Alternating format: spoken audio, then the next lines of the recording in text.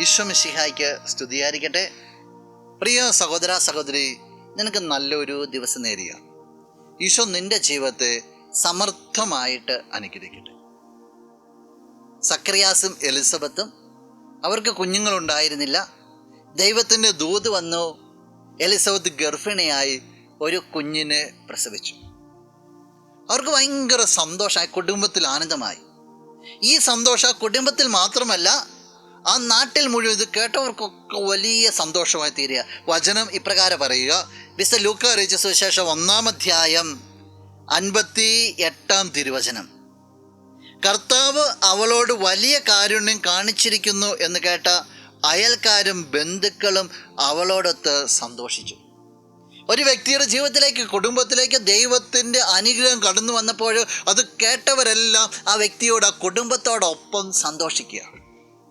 മറ്റുള്ളവരുടെ നന്മയിൽ, മറ്റുള്ളവരിലേക്ക് ചൊരിയപ്പെട്ട ദൈവത്തിൻ്റെ അനുഗ്രഹത്തിൽ സന്തോഷിക്കുന്ന ബന്ധുക്കളും മിത്രങ്ങളും അയൽക്കാരും. ക്രിസ്മസിനോട് അടുക്കുന്ന ഈ ദിവസത്തിൽ നീ ജീവിതത്തിലേക്ക് നോക്കണം. മറ്റുള്ളവർക്ക് ഉയർച്ച ഉണ്ടാകുമ്പോൾ, മറ്റുള്ളവർക്ക് ദൈവാനുഗ്രഹങ്ങൾ കിട്ടുമ്പോൾ എത്രത്തോളം ആത്മാർത്ഥമായിട്ട് സന്തോഷിക്കുവാൻ നിനക്ക് സാധിക്കുന്നുണ്ട്.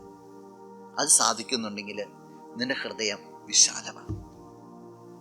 നിന്റെ ഹൃദയം എന്നും വിശാലമായിട്ടിരിക്കട്ടെ. നമുക്ക് പ്രാർത്ഥിക്കാം. കണ്ണുകൾ അടച്ച് ഒന്ന് കരങ്ങൾ പോകും. നല്ലവനായ കർത്താവേ, നിന്നെ അങ്ങ് സ്തുതിക്കുന്നു, ആരാധിക്കുന്നു, മഹത്വപ്പെടുത്തുന്നു.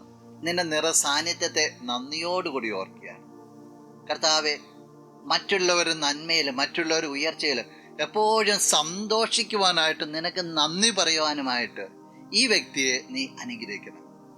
നിന്റെ ശാന്തിയും സമാധാനവും എല്ലാം ഈ വ്യക്തി നിറഞ്ഞു നിൽക്കും, ഇപ്പോഴും എപ്പോഴും എന്നേക്കും.